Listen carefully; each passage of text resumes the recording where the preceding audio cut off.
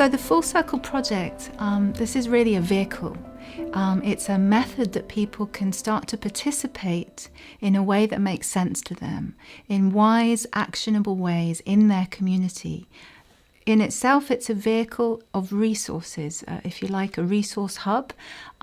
People who are wakening up to the situation, who have a lot of information with them, but are not sure how to act in wise ways, can reach out to the Full Circle, become involved, participate both on the website and, more importantly, off the website in their local community, and really start unifying and bringing unity back into your community, wherever that is.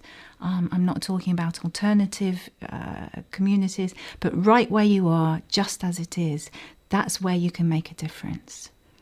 So the main reason that I personally got involved with the Full Circle project is because I love life.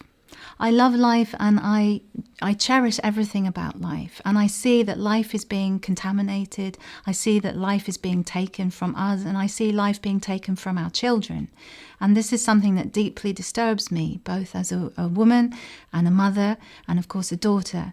And I absolutely know that I have to stand up now and take responsibility for the future of my child, of my son, but also of all our children, that as women especially, obviously as fathers, as men too, but particularly I'm calling upon the women to stand up and to clean up this house, this earth of ours, and provide a clean, fresh start for our children. Because I see the world that's being created for us without our consent, or with our consent, is not one that I want my child to live and to thrive in.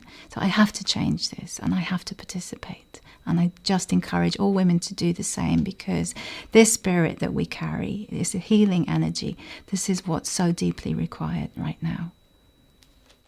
So the Full Circle Project website, I really encourage you to go and look at the website, browse around, see the information that's on there, and really get a good grasp of what we're offering there and how much we invite you to participate. And the participation is essential, really. You can use a vehicle on the website called the Community Connector. You can put on a certain amount of information there about yourself, where you are in your location, and the interests and skills that you have. And this enables you then to connect very directly with others in your area, meet up any convenient place that you would like, gather in other people. Don't forget that two people also make a group. They make a circle. It's a start. You'd be surprised how once you begin this, it does attract other people to you.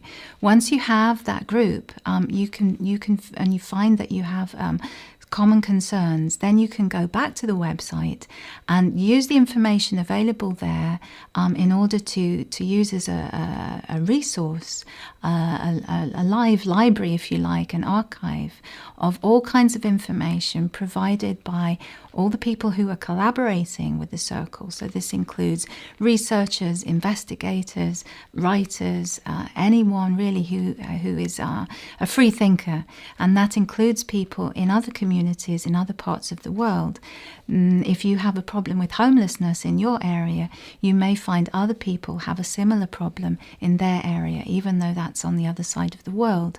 And they may well have solutions to that problem that they have developed, that they can share with you through the vehicle of the Full Circle, and vice versa. So what this means is that you can be encouraged and supported with information, and even with live connection. You can contact these people directly, you can have conversations with them, you can even visit each other if you can or you wish, and actually bring this information together to empower your community and empower your particular area of concern that you're working on. Bring the information to that's needed to move it on more quickly and to actually reach a point of success.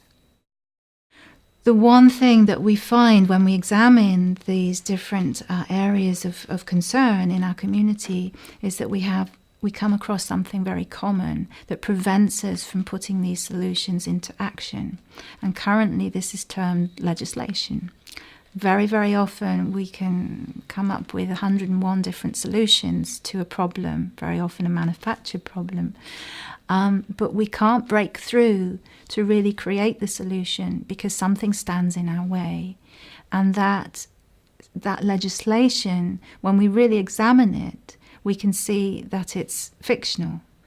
It's something somebody wrote on a piece of paper, yet it's applied to a three-dimensional reality, our reality, with certain consequences. And often those consequences, I think more and more we can see everywhere we look, the consequences are not in our favour. They're not of benefit to humanity and to this planet.